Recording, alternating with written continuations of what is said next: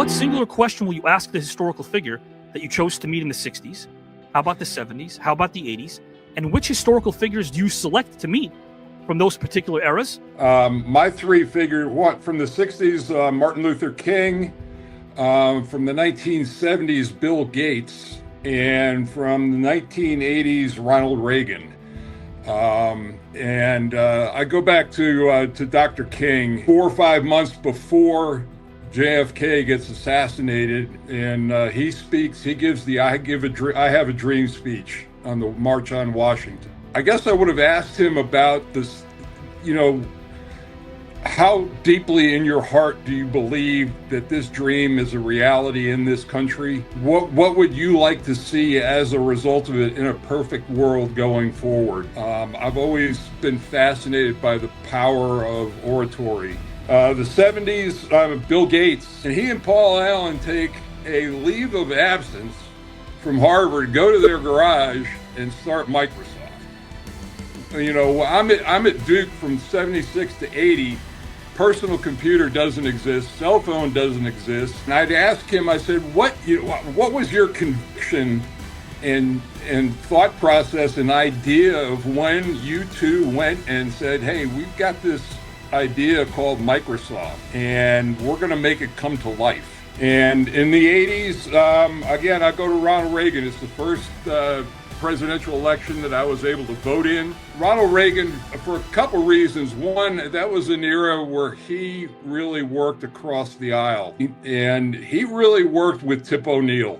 And they were not exactly in lockstep ideologically, but they governed. I'll fast forward to the end of his second term in Berlin, when he stood and said, Mr. Gorbachev, tear down this wall. The power of the spoken word just cannot be understated.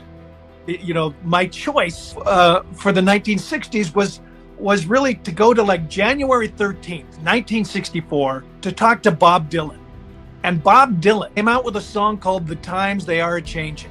Here he is. He doesn't have the internet. He doesn't have anything like that, but he's writing poems and writing songs, and he's not even a good singer. And I would ask him if at 23, you've had a lot of experience. You've moved to New York. You've traveled with different singers and songwriters. Do you feel like you're making a difference? And the sage advice I would ask from him is like, how do you just keep going? As we move into the 1970s, Watergate was happening, disco was happening. Where my mind went was, what about Studio 54? Here you had these guys in Schrager and Steve Rubel, but they've created something that the club scene hadn't really seen that before, where you had all these major Gestalt cultural icons all gathering to dance, and they had to decide who could go in and who couldn't. It's like, how do you do that? I mean, that's my question. It's like, how do you decide who you are inviting into your party every night? They said, well, we need listeners, we need talkers, we need people that are very interesting. They tapped into something that is still lasting a long time. Clubs around the world still kind of have that aura of attracting people that make a difference or will make differences in the world. And 1980 was I had just moved to New York. I was there the night that John Lennon got shot.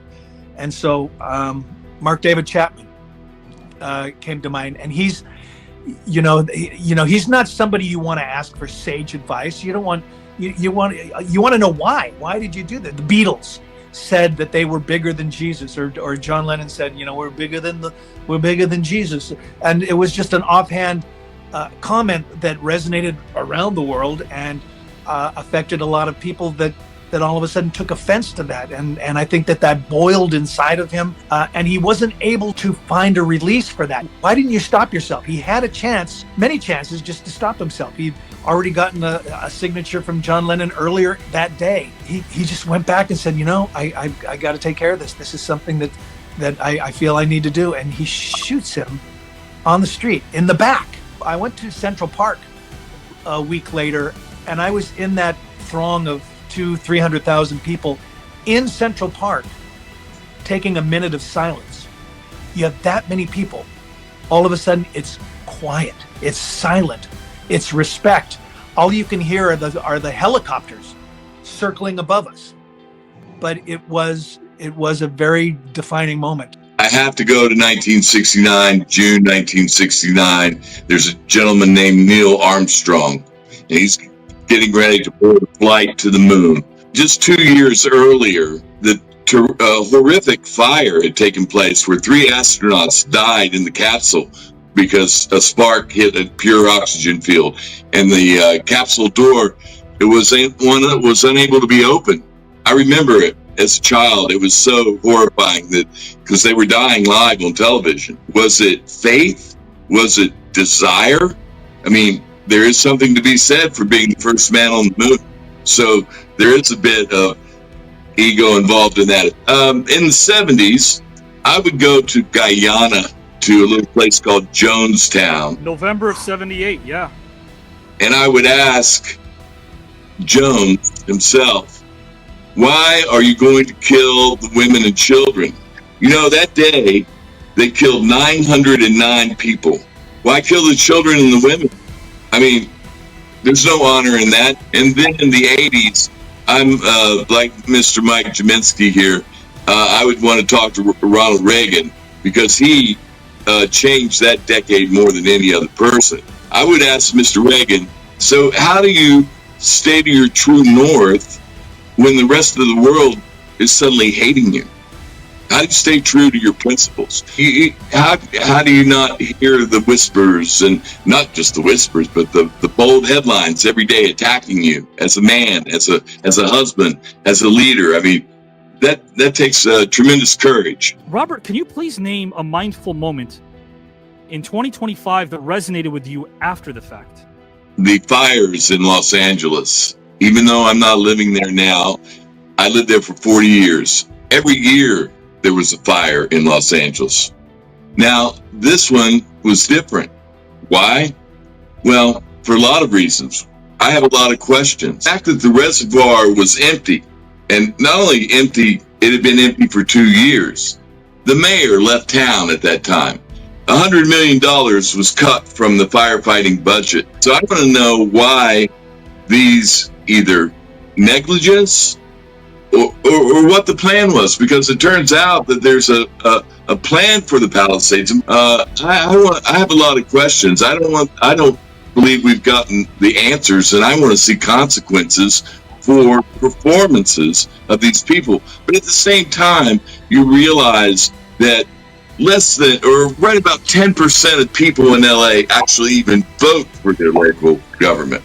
Mine was way more personal. I was offered a job doing theater, doing a play, and I literally had to stop and go, I don't know if I can remember that many lines, and that was a mindful moment of me at this particular part of my career, of my age, and then fighting through the idea of like, well, buck up, just be more prepared. But the last time I did a play, I was really, really prepared, and we're doing the play, and about 4 weeks in, I'm asked my character's name, and I blank on my name, and I'm standing there, and I'm in my head for like, probably 2 seconds, but I'm going, I can't remember my name. And then I blurt it out, but I'm looking at the other actors looking at me, and afterwards we get done and they go, we literally thought you had had a stroke. For me, it was a very incredibly humbling thing. A teammate of mine in college, Jimmy Spinarkles, had a sister who was going to med school at Duke at about the same time, and she was dying of stage 4 breast cancer. There was nothing she could do, and she found out that Mary Beth could get a message to me. She wanted, before she passed away, to speak with me. I was blown away by that request, and we actually FaceTimed for about an hour. But to have somebody who knows that their life is ending and thinking about what you want to do with that time, and to be included in that person's time in that way, was just a gift from God for me. Mike, what do you think is more underrated of the following? Hole-in-the-wall coffee shops, restaurants named Food and Stuff, or diners that are simply named Eats? Oh man, diners that are named Eats. They're way on. I mean, talk about an all-encompassing sign. Eats. I mean, what do you have to know? You look at the diner, it says Eats. All right, I'm Eats. hungry. This is where I'm Let's going. see. Let's kind of rotate it out right now. Richard Karn, I'll have you go first on this one. Which do you think is more underrated and more underappreciated, and why, my friend? Cottage cheese, Italian man named Skippy, or VHS tapes? Wow, VHS tapes. Because they're you don't know what you put on them 40 years ago. You know, there might be somebody's wedding. Mr. Robert Shafer, and if you can, write to us, guys. Which do you think is more underrated and why, my friend? Cottage cheese, Italian man named Skippy, or VHS tapes? Well, it's VHS tapes, but I got to ask Mike, do you really think there's an Italian man named Skippy? Hey, maybe. One can only hope. What if the next pope in the conclave picks that name? You know. That's true.